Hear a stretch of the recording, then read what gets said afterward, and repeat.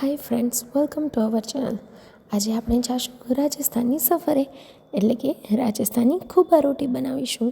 Simple ઘઉંનો લોટ જ છે, એની અંદર થોડુંક મોણ નાખી, અજમો નાખીને મીઠું નાખી નોર્મલ આમ કહેવાય ને ઢીલો નહીં પણ થોડો કઠણ લોટ બાંધવાનો છે.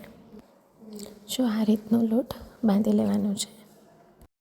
હવે એક મોટો લુવો લઈ અને સિમ્પલ રોટલી વણતા હોઈએ એમ જ વણી લેવાનું છે, પણ આ રોટલી થોડીક થીક રાખવાની છે. જોઈ શકશો, થોડીક થીક રાખી અને સિમ્પલ લોઢી ઉપર પહેલાં એક સાઈડથી પકાવી લઈશું. હવે એ એક સાઈડથી સરખી રીતે પાકી જાય, તમે જોઈ શકશો થોડીક જ પકાવવાની છે.